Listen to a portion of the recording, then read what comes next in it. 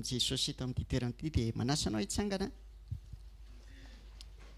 dia saotra totananao dia dao hivavaka hisaotran' Jesosy tsika androany ary raha masina tsara indrindra amin'ny anaran'i Jesosy haterina eo anao ny fankasitrahana sy ny fanomezam-boninahitra mandrakizay misaotrany amin'ity fotoana androany ity dia misaotrany amin'ity maraina vaovao herinandro vaovao ahafahana indray mbola miaona aminao indray eto amin'ity toerana ity tsy mety ny fona hery raha tsy mifakahita aminao zay satria tsy te hamakivaky fiainana tsisy anao zany zay fa ny renay sy ny tsapana eo anatinay dia zao tena mila anao zay satria ny fantatray dia zao tsy ahomby mihitsy zay raha fa tsy eo ianao rehefa tsy miaraka aminay ianao ary zany no ny safidianana indray amin'ity maraina vaovao ty Andriamanitra hifakahita aminao eto amin'izao toerana zao andray indray zay rehetra avy aminao ary aoka ianao no ameny indray eto amin'ity toerana ity androany aoka ianao ny taridalana anay indray androany ny fonay mihitsy Jesosy ho disponible andray zay rehetra avy aminao amin'ity fotoana androany ity Jesosy atario amin'ity fotoana ity koa dia apetrao-mbava ny mpanomponao ny teny aoka tsisy ho voambary eto fa tsy ny sitraponao ampangino ary mitory zay tsy nylazainao aloha ianao no hita fa tsy iza Jesosy mankasitraka raha amin'ny anaran'i Jesosy amen mazoa toerana tompoka tainy Jesosy tsika rehetra amin'ity latsinainy marain'ity indray ndao nokatra ny baibolitsika Matthieu 7:20 Matthieu 7:20 ny andininy fahafito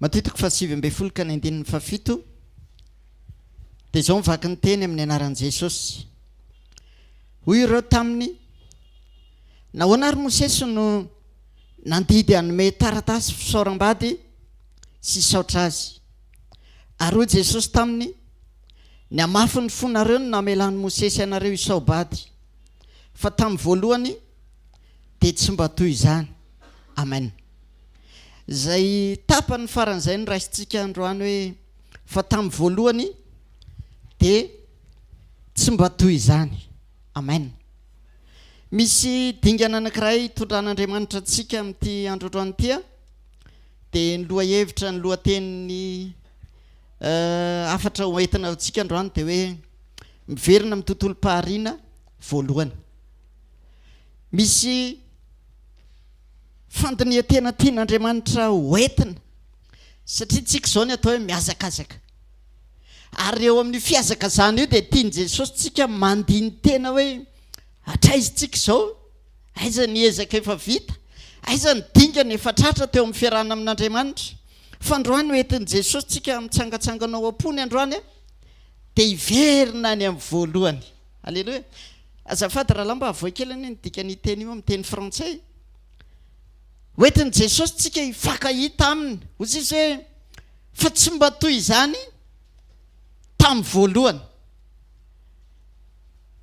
tian'Andriamanitra tsika hiverinao amin'izay tamin'ny voalohany zay amen ozy izy ny voalaza ny dikany teny io amin'ny teny frantsay dia izao no nataony azy le tamin'ny voalohany au commencement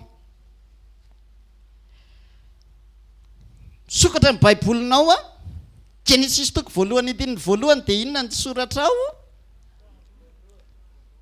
au commencement zay ny tian'Andriamanitra hiverena antsika manomboka androany amen miverina any amin'ny Genesis toko voalohany ny andininy voalohany tsika sianao androany ka ny Genesis toko voalohany fiainanao taizy dia samy mahafantatra zay tsika fa miverena any amin'ny Genesis toko voalohany indininy voalohany eo amin'ny fiainanao sy tamin'ny fiarahanao tamin'i Jesosy androany fa zay ny tian'Andriamanitra tena hoe ho ampitaina amintsika indray amin'ity androandroany ity marina fefa niazakazaka be na vita dingana be dia be tsika tamin'ny fiarahana amin'Andriamanitra fa tsy maintsy miverina any amin'ny voalohany indray tsika manomboka mandiny tena hoe mety ve zao lalana izorako miaraka amin'Andriamanitra zao tena mbola amin'le pista tsara zao sa tsy ao anatiny tsony tsy maintsy miverina ary zay mihitsy ny fiarahana am' Jesosy tsy maintsy miainga départ zéro aloha ianao amin'ny zavatra rehetra dia eo indray ianao manomboka mahita tombanezaka eo amin'ny fiainanao hoe way ty diso ahitsy dia hitanao rehefa verina any amin'ny voalohana ianao dia mandeha eny am-pandehanana ianao dia mahita amin'izay hoe teto aho le nenjera teto aho le solafaka teto le tsy nety teo amin'ny fiainako mahay maka lesona ny anaran'izay amin'ny fiainana fa hoy ny tenin'Andriamanitra eto hoe tsy mba toy izany tamin'ny voalohany tsy mba toy izany andao hiverintsika ao amin'izay dingana voalohany miaraka amin'Andriamanitra izay ny ohatra nety Jesosy teto dia izao zavatra nitranga tonga mpanorad-dalàna sy fariseo no manontany an'i Jesosy fa maninona ry Jesosy no nanoratra taratasy fisoram-bady Mosesy tamin'izany vanim-potoana izany dia hoy izy Jesosy ny amafian'ny fonareo na tonga ny Mosesy nanao an'izany fa tsy mba toy izany ozy izy tamin'ny voalohany izany hoe netin'i Jesosy izany le fanitsiana amin'izay le fampianarana hoe ny didy rehetra netin'ny Mosesy eny ka balizy tsy ahafahan'ny olona mihoatra amin'ny tontolon'ny sitrapon'Andriamanitra satria inona ny zavatra nitranga hatrany am-boalohany rehefa namoron'Andriamanitra dia navelan'Andriamanitra fotsiny ny olona nandeha dia samy nanao izay tiany izay nahafinaritra azy tsy nahafantatra hoe ty zavatra araka ny sitrapon'Andriamanitra ty tsy araka ny sitrapon'Andriamanitra dia tonga Mosesy ozy izy dia nametraka n'io lalàna io balizy tsy ahafahanareo mihoatra dia inona ny zavatra nitranga noho ny amafimponareo ozy izy Jesosy ny natonga ny Mosesy nanoratra ny taratasy io fa manomboka izao za kosa miteny aminareo ozy izy Jesosy izao no nambarana ny 9 falazaiko aminareo nazovo no misaotra ny vadiny afa-tsy noho ny fijangajangana ihany ka mapakatra ny hafa dia mijangajanga ary izay mapakatra ny voasaotra dia mijangajanga koa netin'i Jesosy izany le tena fampianarana amin'izay hoe zao ny tokony ho izy le tamin'ny voalohany dia nomeny Jesosy ilay izy tsy oatra izany le tamin'ny voalohany Andriamanitra ozy izy nahary ny olona ho lahy sy vavy dia zao kosa manome anareo izao ny tokony hiainana manomboka izao ndao verenantsika le izy dia inona ny zavatra nitranga tamin'ny voalohany Andriamanitra rehefa nahary ny olona inona ny nataon'Andriamanitra teo amin'ny fiainana netin'Andriamanitra Adama sy Eva niaina tao amin'ny Saedena dia rehefa niaina tao izy dia zao ny fiainana niaina ny Adama sy Eva tao amin'ny Saedena maninona fiainana tsy manana problème alleloia ny voalohany iverenantsika isenao androany zany verina mihitsy any amin'ny voalohany le naharian'Andriamanitra dia maninona fiainana tsisy fanahina tsisy tebiteby tsisy problème tsisy zavatra mampiasa saina zany ny tian'Andriamanitra hiainantsika zany satria izay le atao hoe fiainana nomen'Andriamanitra ny Adama sy Eva dia inona ny zavatra mitranga Adama io zao tao amin'ny Saedena maninona ny filazan'ny tenin'Andriamanitra azy tsy ny akanjo izy fa mitanjaka fa tsy mbola nisy fotoana mihitsy Adama ny plaindre tamin'Andriamanitra hoe mangatsiaka fa ny toetrandro ny climat tao dia naninona nataon'Andriamanitra mety taminy izany hoe tsy nanam-panahina izy fa vao nanota izy dia inona ny tsaroany voalohany fitafiana ny tsaroany voalohany hoe way mila fitafiana fa tsy mety ty mitanjaka tonga ny fanahina rehefa tafiditra tao anatin'ny fahotana izy ary izay nefa ny tian'Andriamanitra hiverenana le tamin'ny voalohany le tian'Andriamanitra ianao jereo tsara fa inona ny zavatra nitranga tsy nanam-panahina tamin'ny sakafo izany Adama sy Eva fa izay nilainy rehetra misy tao amin'ny Saedena tsy nisy problème ny ainany tao dia izany le fiainana tany am-boalohany dia jerena tsara zavatra nitranga Adama sy Eva tao tsy nisy tantara tao anaty baiboly miteny hoe narary izy izany hoe fiainana le tena fiainan'Andriamanitra le natoran'Andriamanitra ny ainana dia io le tenenin'i Jesosy hoe tsy ohatr' izany anie le tamin'ny voalohany le tamin'ny voalohany izy dia noharian'Andriamanitra hanana fiainana feno tsy misy fanahina izay ny tian'Andriamanitra ny ainana tamin'ny voalohany dia jereo ny zavatra mitranga fa zao sasy ianao androany mandinika ohatra ny ahoana amin'izay ny fiainantsika fa zao tian'Andriamanitra tsika hiverina amin'le tamin'ny voalohany dia zao zavatra nitranga fa taizany naveran'io fiainana tao Edena io fahaizana nahavery ilay fiainan'Andriamanitra, le misy ny natoran'Andriamanitra. Rehefa tafalatsaka tao anatin'ny ota ny olona, dia rehefa tonga ny fotoana dia izao ilay izy hoe nisy fotoana tamin'ny faran'ny mpanompon'Andriamanitra teto ny teny, tsy niambona ozy izy Adama dia tafiditra tao amin'ny sahedenany devoly. Inona ny asan'ny andraikitra nomen'Andriamanitra azy? Hitandrina sy hiasa ny sa. Zany izy sady gardien zany ny asan'ny Adama. Ny devoly tsy tafiditra tao amin'ny sahedena, fa rehefa tsy niambony ny Adama dia tafiditra tao amin'ny sahedena ny devoly. Dia jereo fa naiza naiza tontolo anankiray atafidiran'ny devoly dia inona tsy maintsy mitrango ao? Fampitehana, faharavana, fikorontanana. Ary zay mihitsy no tena misy eo amin'ny devoly eto ambonin'ny tany. Ninona? Anakorotana sy anapotika izay programan'Andriamanitra. Ka tadidio fa zasy ianao zao misy programan'Andriamanitra tsara ho aso anao. Amen. Misy programa tsara no manin'Andriamanitra fa zao amin'ny fotoana dia io ny tediavin'ny devoly pitehany io programan'Andriamanitra eo amin'ny fiainantsika io. Satria ny devoly dia fahavalon'ny programan'Andriamanitra. Dia izay rehetra tontolo atafidirana dia akorotana. Vao tafiditra tao amin'ny sahedena izy dia inona no nataony voalohany? Namitaka ny Adama sy Eva dia novainy ilay tenin'Andriamanitra. Dia lasa voafitaka zareo dia lasa tafalatsaka tao anatina fahotana. Dia izay tontolo rehetra hidirana dia pitehany, dia ravahany.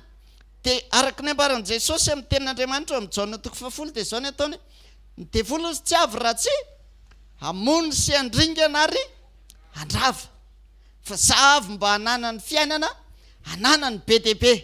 Zay ny devoly rehefa tafiditra eo amin'ny sehatra anankiray.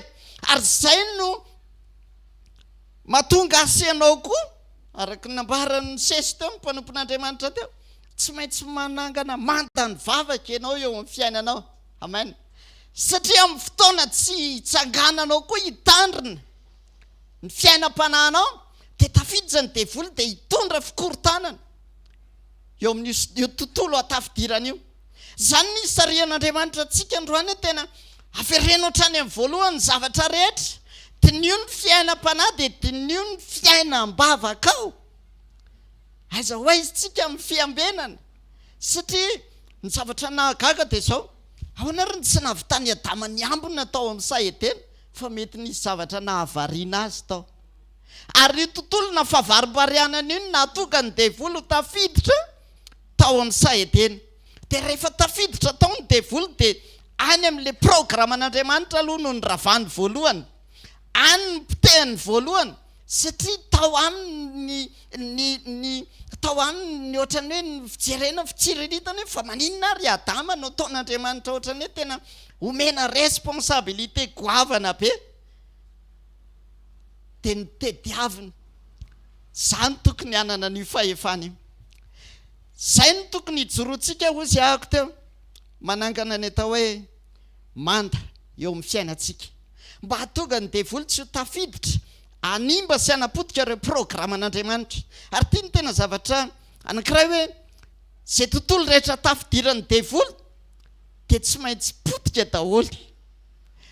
Efa nety mpanompon'Andriamanitra izy ity indray mandeha. Barabasy, dikan'le ny anarana hoe Barabasy ozy izy dia hoe zanak'Andriamanitra. Fa inona ny fahafantarantsika amin'ny Barabasy?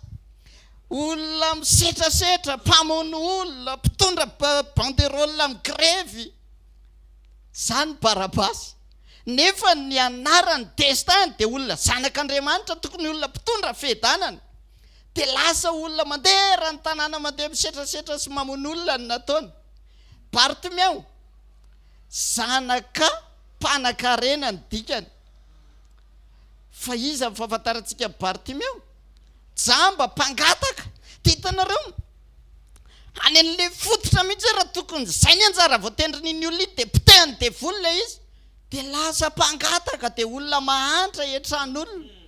Satria maninona? Nisy irika nahatafiditra ny devoly tao anatin'io.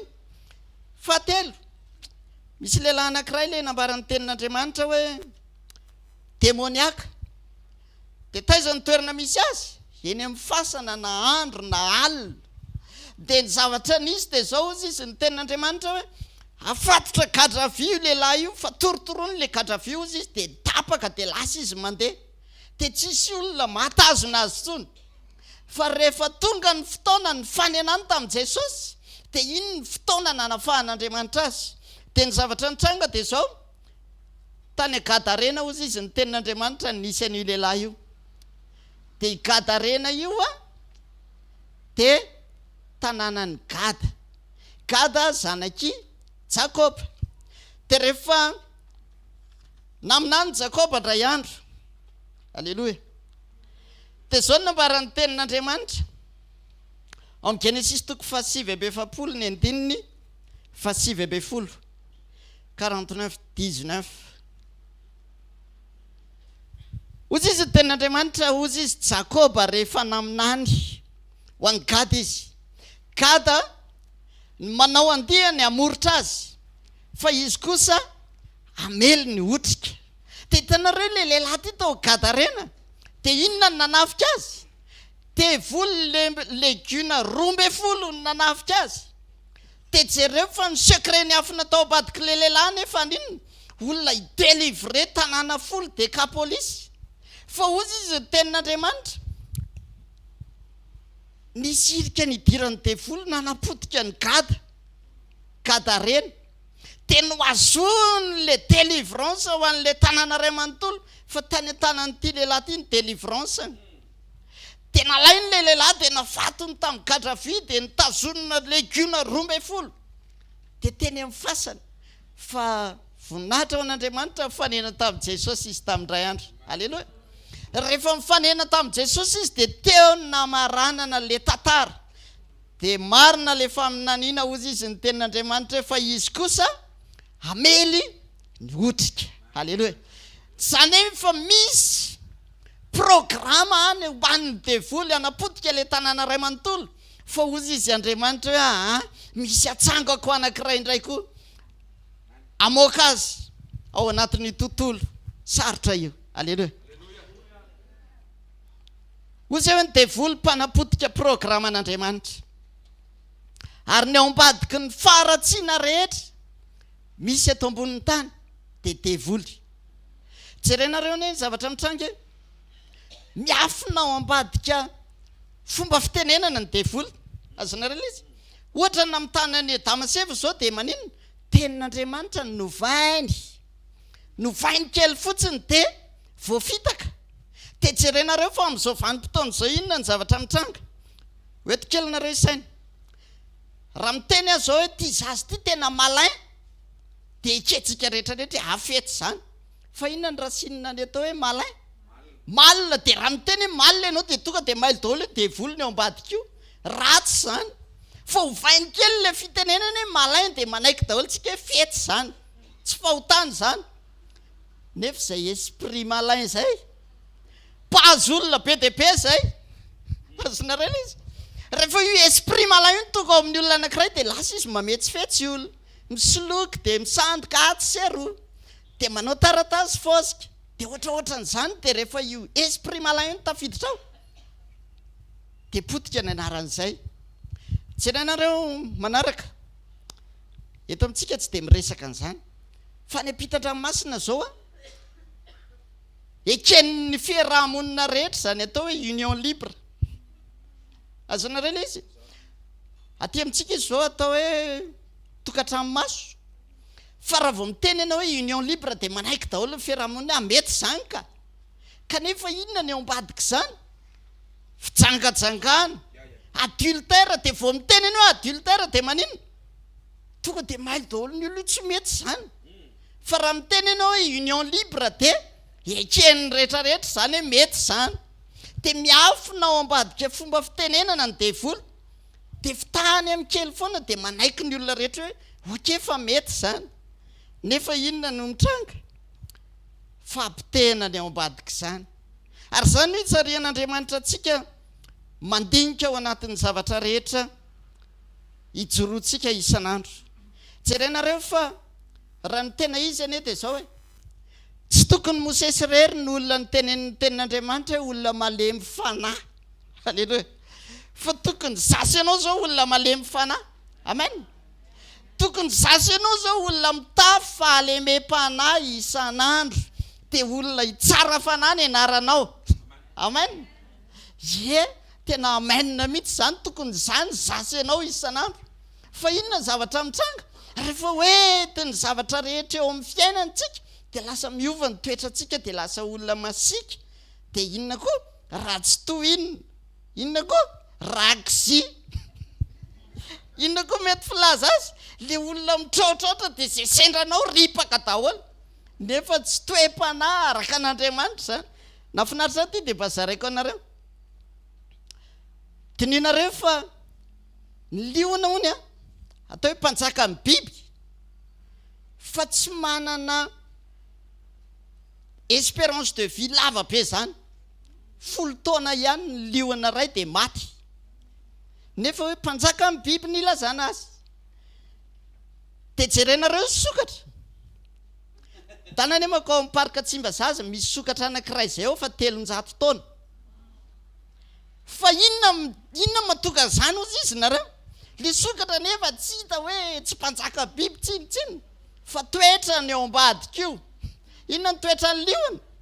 Fo mivoaka dia zay sendra azy dia trerony dia mivoaka ny aromotana ao anatiny fahatezerana. Dia zay mahatonga ny liona hony tsy mateza velona. Satria le toetra ao anatiny le isaky mahita zavatra dia vao mahita biby hafa dia iny dia trerona dia romotra amin'iny dia manenjika an'iny. Dia zay le toetra zay mahatonga azy tsy ela velona. Fa jereva le sokatra, ataovy zay ataona ho an'ny sokatra io fa zao. Rehefa misy danger dia asitry ny lohany sy tanany. Dia milatsa zay milatsa eo izy fa tsy taitra izy. Azonao le izy?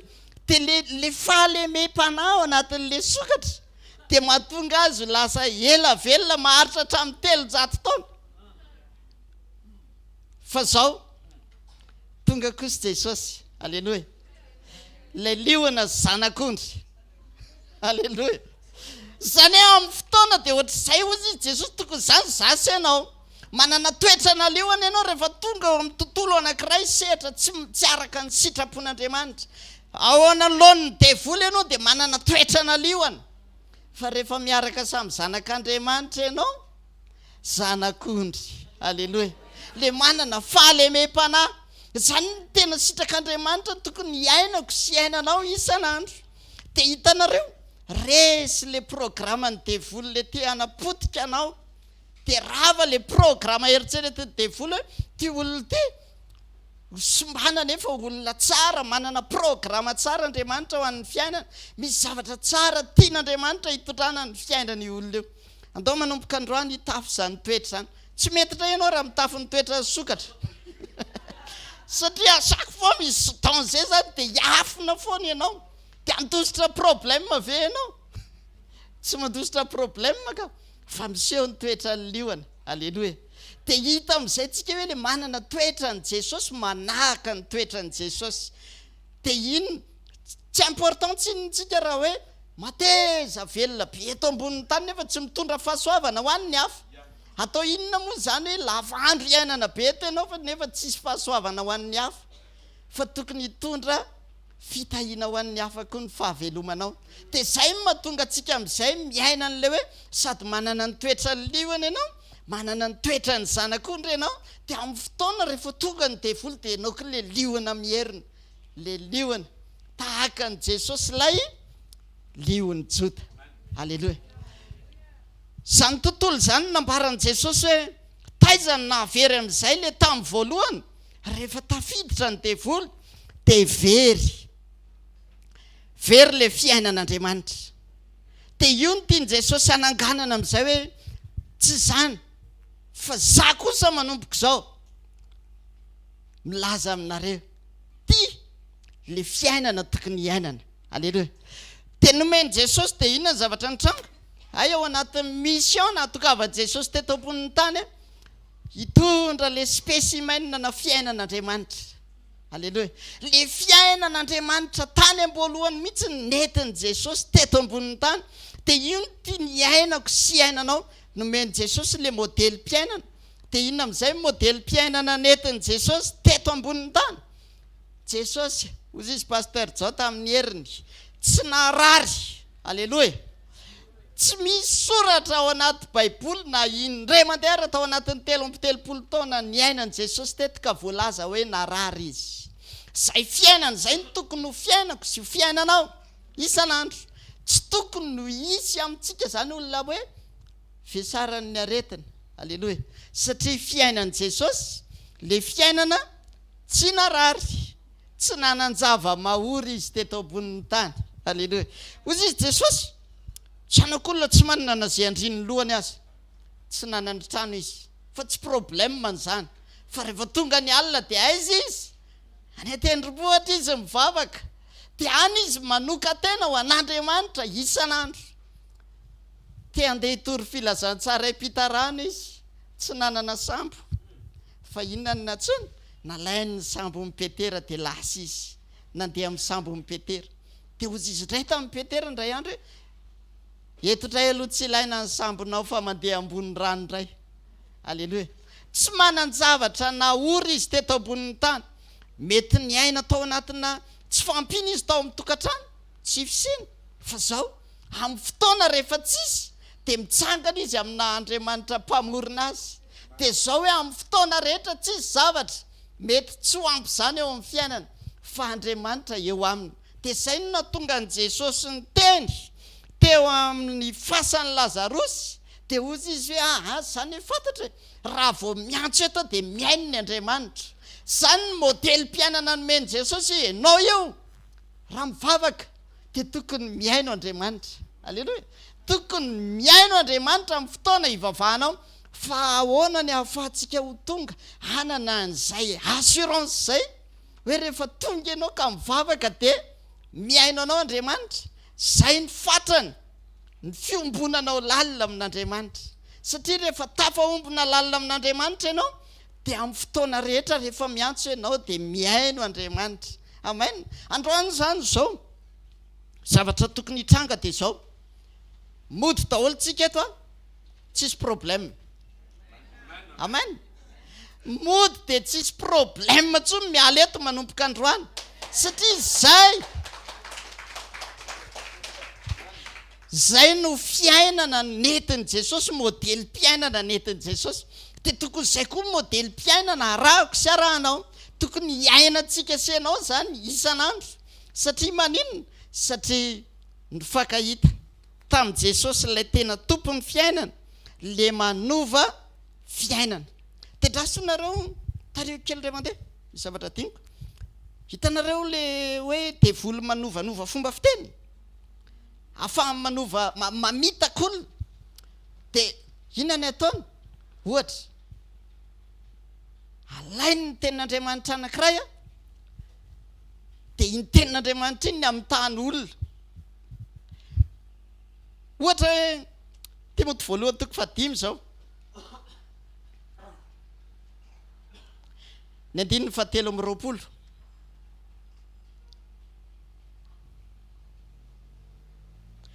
amin'ny anaran'i Jesosy hoe aza misotro rano intsony, fa misotro divay kely noho ny vavafonao sy ny fahosahosanao matetika.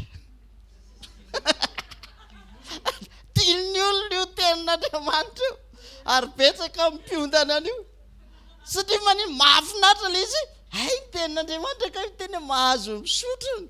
Dia inona ny anovahany zao tontolo zao an'le izy? Buvez avec modération. Zany hoe azo atao le misotro fa manana fahendrena. Dia nefa tsy zay ny ambaran'ny tenin'Andriamanitra. Dia hitanareo hovainy kely le izy dia voafitaka daholo ny olona rehetra. Dia avy dia alain'ny sasany le izy dia misy pira zao tontolo zao mety mahay an'izany nareo, satria tany amin'izany nisy antsika taloha. Dia hozy izy hoe tantarainy le tantaran'i Jesosy nanovany rano divay. Dia Jesosy ary nanova rano divay koa, dikan'izany azo sotroina. Kanefa inona? Fitaka daholo ny ao ambadika le izy. Dia hovainy kely le tenin'Andriamanitra dia tafalatsaka zay rehetra tsy tafajoro amin'le sitrapon'Andriamanitra, satria ianao mieritreritra hoe marina kosa zany fa tenin'Andriamanitra zany. Fa manomboka androany tsisy voafitaka tsony amin'ny anaran'i Jesosy. Fatatrao hainao amin'izay ny manavaka hoe ty zavatra araka ny sitrapon'Andriamanitra, ty zavatra tsy araka ny sitrapon'Andriamanitra. Dia inona rehefa tafalatsaka ao anatin'ilay izy? Tady excuse amin'ny tenin'Andriamanitra ilazana fa tsy nanota, dia nefa fahotana ilay izy. Androany ataontsika hitodika hiverina vaovao miaraka amin'ny Jesosy. Daony jerentsika kely ny tenin'Andriamanitra. Apokalipsy 2:20, ny 5.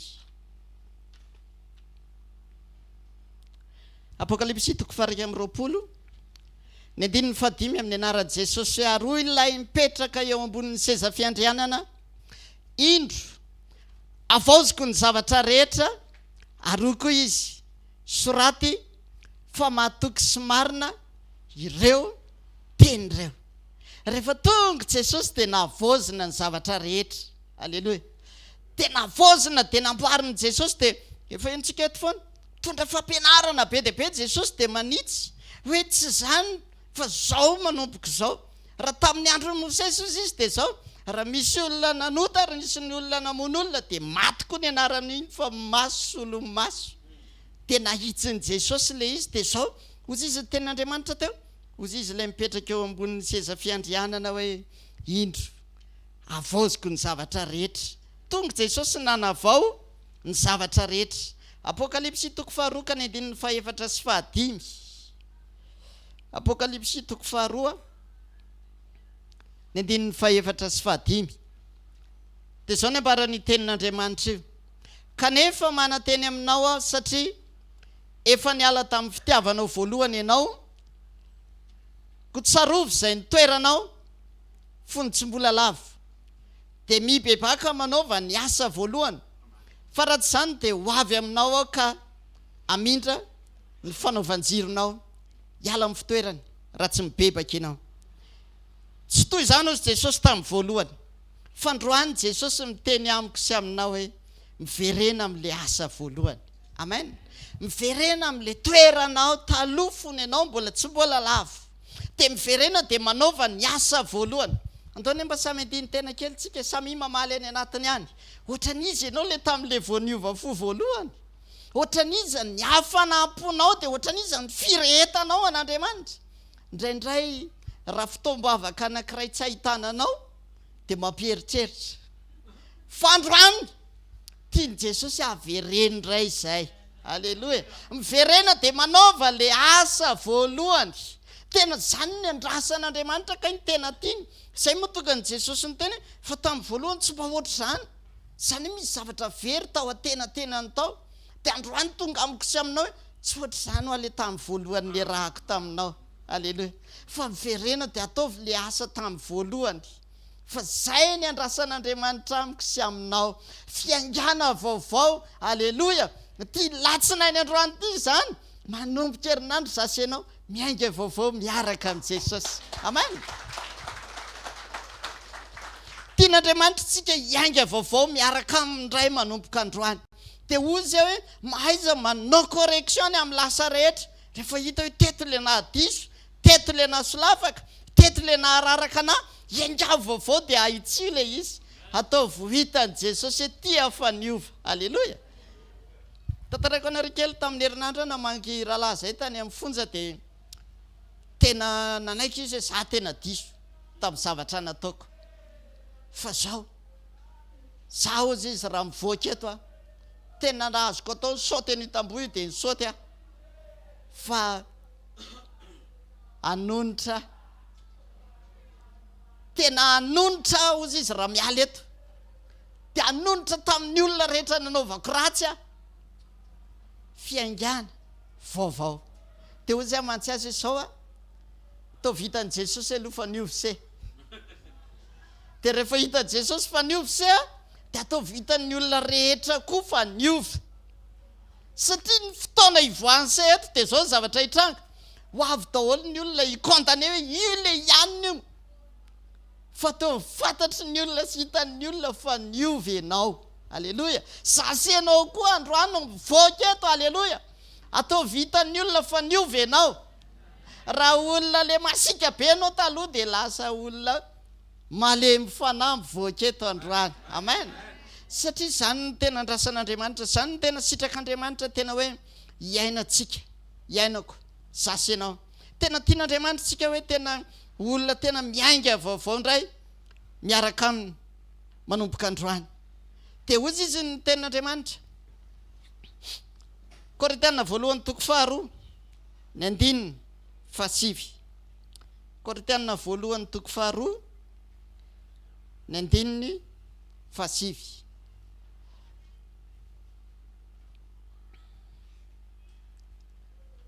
Faraka amin'ny voasoratra hoe izay tsy mbola hitan'ny maso ary tsy mbola renin'ny sofina naniditra tao am-pon'ny olona na inona no efa namboarin'Andriamanitra ho an'izay tia azy. Andriamanitra zany ka efa nanomana zavatra vaovao ao ambadiky ny fianganao vaovao. Halleluja. Dia ozy izy le ten'Andriamanitra izay mbola tsy hitan'ny maso, mbola tsy nirainesi ny sofin'ny olona naniditra tao am-pony izany efa namboarin'Andriamanitra ho an'izay tia azy. Ka le olona tia azy zay le olona manaiky hiverina ianga amin'ny voalohany miaraka amin'ny Jesosy. Ianao zany ty hafa mafy an'Andriamanitra. Ozy hoe mahaiza makalesona ny amin'ny zavatra niainana tamin'ny lasa. Io ny problème io. Satria rehefa tsy hainao makalesona tamin'izay nahararaka anao dia ho averinao ihany fahadisoana iny. Jerenareo zavatra nitranga. Ozy hoe i Abrahama reto tsy nahay nakalesona tamin'ny fiainana.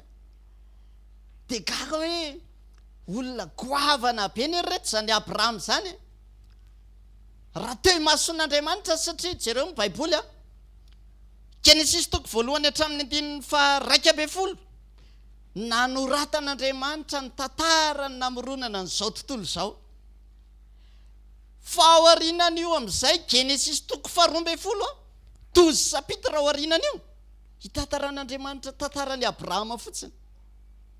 Izany hoe important be amin'Andriamanitra mihitsy Abrahama raha mihoatra amin'ny namoronany an'izao tontolo izao, satria 11 sapitra nanoratana an'izao tontolo izao 12 sapitra hitantarana fiainan'i Abrahama fotsiny.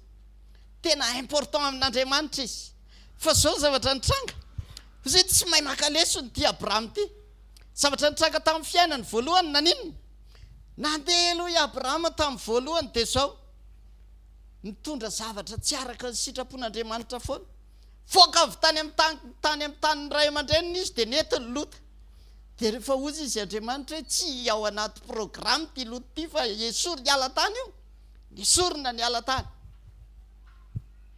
Faharoa tao aorianan'io lasy lota tonga indray Ismaël sy Agar.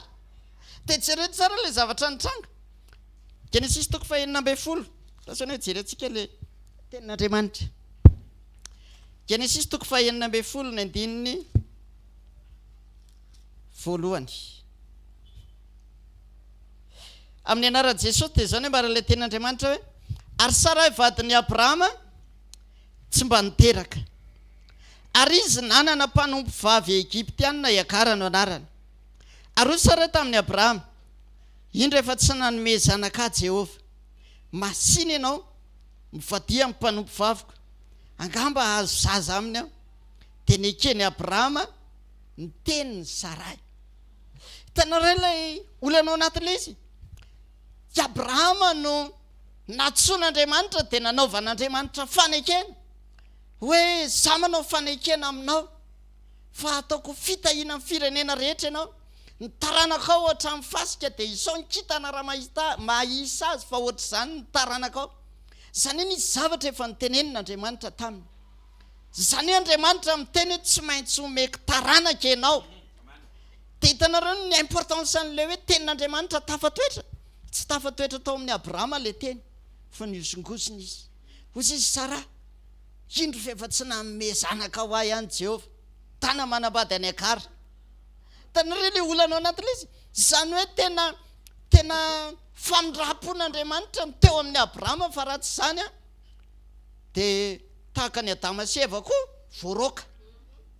Satria izao hozy izy Sara hoe indra fa tsy nanome zanaka ho ahy ihany Jehova tanareny eo ambadika le teny ohatrany maneso anao zany aiza Andriamanitra ao aiza le Andriamanitra ny teny fa ame taranaka ohatra fasika anao ohatrany manao tsinitsinina n'Andriamanitra zany le niteneniny Sara satria fa tsy nanome ihany izy rehefa tsy mivany ihany ny problème dia dao amorona solution ohatra zany mpahazo antsika indraindray manoloana na zavatsarotra anankiray ianao dia misaitsana izy aiza ry zay Andriamanitra ny teny izy fa hovany teny fa tsy hita ihany rehefa tsy anao izy raka aloha ataoko ohatraohatra zany le izy dia ozy izy koa le tenin'Andriamanitra dia nekeny Abrahama le izy nekeny Abrahama le tenen'le vadiny dia okera fandao ary zay zany ny solution satria nanino ozy izy le tenin'Andriamanitra rehefa tonga teo amin'ny 10 taona teo nipetrahany re tany amin'ny tany Kanana dia tonga Sara ny tenen'io teny io dia nanaiky koa i Abrahama oke zany fa mety zany dia rehefa aveo inona ny zavatra nitranga ozy izy Andriamanitra solution avy amiko fa roay ireo roay ala teto ireo satria raha mbola mitoetra eo aminao Ismaela dia tsy afaka no atsangako Isaka ho amin'ny fanekeny mafy tamin'ny Abrahama ny namoy an'i Ismaela Iagara tsy ny raha iny raha voarokany raha fa Ismaela sarotra taminy niady tamin'ny tenany Abrahama niady tamin'ny tenany ambara-panekeny hoe androka azy tamin'ny ranomasony nandroany Abrahama ny Ismaela niala teo an-tanany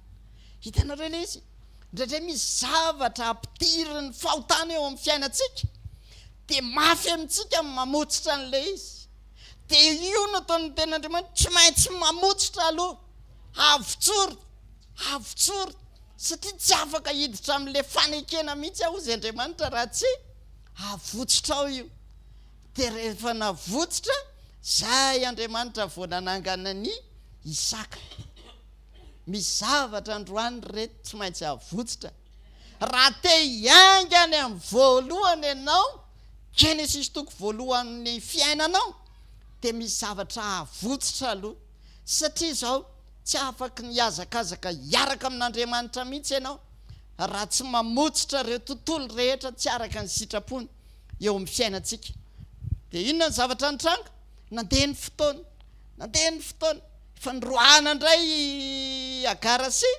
Ismael inona ny zavatra nitranga teo amin'ny fiainan'ny Abrahama dia gaga Genesis ndrasatra itsika jery Genesis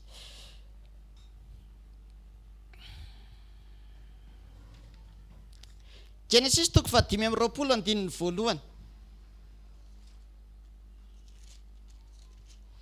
amin'ny anaran'i Jesosy manao hoe ary Abrahama napaka badiny ray Ketura ny anarany hitanareo le olana ao anatin'le izy tsy nahay nakalesona ozy satria efa problème tany amin'ny Lota dia nampiana ny Agara sy Ismael nampidiriny Abrahama indray koa Ketura hitanareo le soratra hoe i Abrahama napaka bady indray zany hoe misy répétition zany hoe naveriny indray le izy dia le zavatra efa taloha tary naveriny Abrahama teo amin'ny fiainana tetany nandinika akay zanaky Abrahama tsy anankiroa ihany fa mbola niteraka anakeniny izy tamin'ny Ketura io tsy Ismael sy Isaka ihany ny zanany fa mbola niteraka anakeniny izy tamin'ny Ketura dia jerenareo le zavatra nitranga ozy hoe tsy hitany Abrahama hoe efa diso anie le tamin'le taloha dia aminona mbola verenana indray dia mbola natao indray le izy tato arina dia jereo fa zao tsy voatantara hoe inona indray problème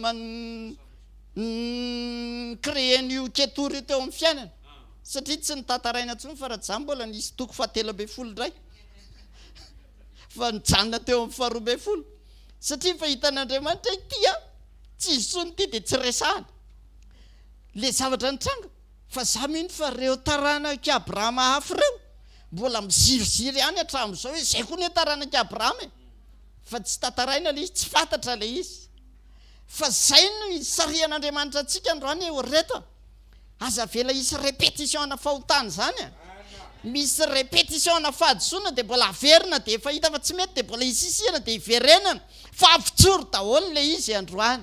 Amen. Rehefa ozy izy ten'Andriamanitra hoe tena mila mamotsitritsika dia roay hiala tany. Zany no andrasan'Andriamanitra. Dia ozy izy hoe fa tamin'ny voalohany tsy mba tahaka izany. Dia hoy ny tenin'ny Apokalipsy hoe miverena manaova ny asa voalohany. Amen. Manomboka voalohan'ny herinandro tsika. Ty herinandro vaovao diavintsika ty. Andao hiaingatsika vaovao miaraka amin'ny Jesosy. Andao hiaraka hanaikitsika hoe Jesosy horoahako daholo ireo tontolo tsy araka ny sitraponao eo amin'ny fiainako. Izay endrika Ismaël eo amin'ny fiainantsika rehetra andao horoahana hiala tany. Le Ismaël ne inona ny azo ilazana azy? Fanapaha-kevitra ny raisinao tsy nahazahoanao fankatoavana avy tamin'Andriamanitra. Zay ny tena marina. Satria tsy nihera tamin'Andriamanitra ny Abraham. Hoe Andriamanitra mety ve raha hanambady any Agara? Fa raha nihery izy dia ozy izy Andriamanitra hoe tsy izay le programa ka.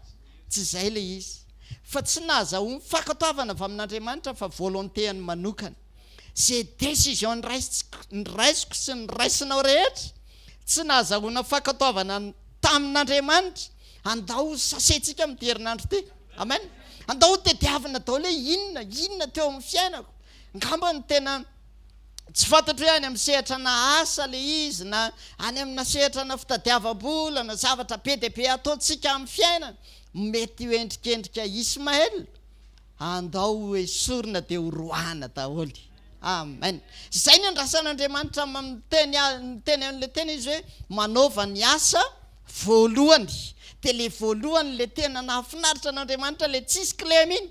Iny tian'Andriamanitra iverenantsika manomboka izao. Manasanao hitsangana.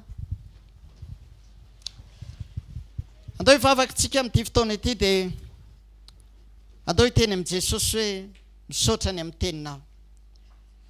Dia mitenena amin'i Jesosy androany hoe eno amin'ny sitraponao rehetra Jesosy. Tena eno amin'ny sitraponao rehetra androany. Raha io misaotra ny amin'ny fitiavanao. Mankasitraka ny amin'ity maraina vaovao ity indray Andriamanitra. Misaotra ny amin'ny famanginao anay tamin'ny alalan'ny teny. Ny fampatsehivana anay indray. Eo amin'izay tontolo ny fijoroanay miaraka aminao.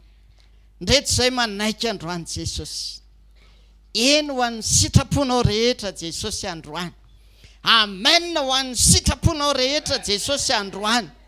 Ka zay sitraponao rehetra tena tianao dia ekenay izany amin'ny fiainanay manontolo. Ary ndreto izay mijoro amin'ity androandroany ity. Aloha tsy sitraponay intsony no atao Jesosy fa aloha ny sitraponao. Satria raha vao sitraponay no atao dia fahaverezana, faharavana, fahampitenany ao ambadika izany. Fa raha sitraponao kosa Andriamanitra dia fiainana indray ny ao ambadika izany. Tena manaiky izay Jesosy, manaiky. Miondrika tanteraka eo anoloan'ny sitraponao izay. Ary ndreto izay tondra ny tenanay eo anatrehanao. Aoka ho tanteraka aminay araka ny sitraponao. Amen. Vavaka faharoa ataontsika dia izao. Dokataka ny fanamasintsika androany. Apatsaivo aho fanamasina. Apatsaivo aho inona mbola endrikendrika Ismaël tokony horoahana eo amin'ny fiainako. Fa apio aho fa vonina hijoro amin'izany. Misaotra Jesosy amin'ity fotoana androany ity. Ary ndreto izay mivavaka amin'izao ora sy fotoana izao. Tondra ny tenanay eo anatrehanao. Androany Jesosy ninona fanamasina. Apatsaivo mihitsy izay dia tario izay fanamasina. Amantatra hoe inona izay mbola endrikendrika Ismaël rehetra eo amin'ny fiainanay ka tokony horoahana. Inona ireo tontolo rehetra tsy nahazahoanay fankatoavana avy aminao. Ireo zavatra tsy araka ny sitraponao. Ka mbola mamatotra sy mangeja ny fiainanay. Fa vonina ny amototra n'izany rehetrarehetra izany izay. Ary vonina izay androaka n'izany eo amin'ny fiainanay. Fa tiana ianao no manapaka. Tena tiana ianao no mameno. Tiana ianao no mitarika anay amin'ny fiainanay. Vonina hatry ny anaranao. Misaotra Jesosy. Amen. Vavaka farany ataontsika dia izao. Manaova fanekena amin'ny Jesosy androany. Amen. Hoe hiverina Jesosy. Depara vaovao miaraka aminao androany. Makasitraka Jesosy misaotra ny amin'ity andro androany ity. latsinainy maraina vaovao ty Jesosy miditra herinandro vaovao voniny izay niainga vaovao koa miaraka aminao Andriamanitra voniny izay anao départ vaovao miaraka aminao ary tena hoe tena aizanay mandray lesona manitsy izay tsy nety tamin'ny lasa rehetra fa ijoroanay kosa indray amin'ny tontolo ny sitraponao Andriamanitra vonina ny hanonitra ny lasa rehetra izay vonina ny hanonitra izay rehetra tsy vita hatramin'izay izay rehetra tsy efanay hatramin'izay manaiky izay Jesosy hoeto izay dia ampio izay fanamasina amin'izany fanapaha-kevitra izany manomboka amin'ity andro androany ity indray amin'ny anaran'i Jesosy avy any Nazareta amen. Teka mafitsika ho an'ny tenin'Andriamanitra dia mandray ny mpanompon'Andriamanitra tsika. Mazotoerana dia ataontsika teka mafy tsara ho an'i Jesosy a. Alleluia. Wow. Vao maraina dia tsenain'Andriamanitra amin'ny teny a, amin'ny fahamarinana, amin'ny fampaherezana. Amen. Manaingy Andriamanitra, ina moa ny anaingan'Andriamanitra mba tonga anao hiverina amin'ilay voalohany a, hiainga vaovao a, anao jery todika amin'izay tsy mety a, manitsy an'izay tsy mety a, dia tsy mamerina an'izay tsy mety. Ao a, tsy ampy zany raha hoe ty ilay tsy nety dia mijanona fotsiny, fa tandremanao hoe iny tsy nety iny a tsy tokony averiko. Raha mino fa raha hiaingintsika androany indray herinandro vaovao a dia herinandro a hitahian'Andriamanitra antsika amin'ny anaran'i Jesosy Kristy avy Nazareta. Herinandro a hiarahanao amin'Andriamanitra ary herinandro a tsara feno voninahitra miaraka aminy. Amen. Ataontsika hitsangana ry saotra ny tompo avao foana tananao a dia mankasitrahany fonao manontolo. Saotra ray amin'ny anaran'i Jesosy a. Saotra fa mifanatrehanao manangana foana manintsy tsy tianao zay ho lavo na ho raraka foana fa tianao zay atsangana ary tena hijoro. Misaotra fa nampatsiahivinao ny fiverenana amin'ny voalohany arahana aminao. Mankasitraka tompo tena mampianatra ianao ary mampahery indrindra. Misaotra ny amin'ny fotoana maraina, misaotra ny amin'ny mpanomponao nampiasainao, misaotra ny aminay tsiraray avy nanatrika ny fotoana teto ary afaka nandray ny anjara sakafom-panahy, fampaherezana sy fampianarana teny avy aminao atonga anay afaka makivaky indray ny herinandro vaovao miaraka aminao. Raiso ny dera sy ny laza ny anjara voninahitra mandrakizay ny anaran'i Jesosy Kristy avy Nazareta. Amen. Raiso ny tsodrano izay tononona amin'ny anaran'i Jesosy. Raha andeha ianao dia ahafantatra miaraka amin'ny fahendren'Andriamanitra sy mibitsika ny fanamasina ny fahadisoana nataonao tany amin'ny lasa mba tsy hamerenanao an'izany manomboka androany sy ny hoavinao. Mandehana ry ilay tsy manao fahadisoana tsony amin'ny anaran'i Jesosy Kristy avy Nazareta. Ary za mahita fa misy karazana fahadisoana tsy ho ataonao zany tsony. Tsy voatery hoe manao fahadisoana indray mandeha vao mianatra, fa amin'ny alalan'ny fahendrena omen'Andriamanitra ao amin'ny teniny miaraka amin'ny fanampiany fanahy ho ajoron'Andriamanitra ho tanteraka ianao tahaka ny fahatanterahany rainao ao amin'i Jesosy sy amin'ny alalan'i Jesosy. Mandehana tahian'Andriamanitra ny tontolo andronao androany. Eo ny fomba an'Andriamanitra eo mba ny famindram-pony sy ny fahasoavany. Izay tsy nety hatramin'izay ivereno fa mety eo amin'ny anaran'i Jesosy. Tsofina rano ny fiadanana hameno ny tokantranonao, izay rehetra mahakasika anao, ny ara-pahasalamanao. Mandehana fa ty androandroany ity dia nitendren'Andriamanitra ho sekoly mpamahana olana.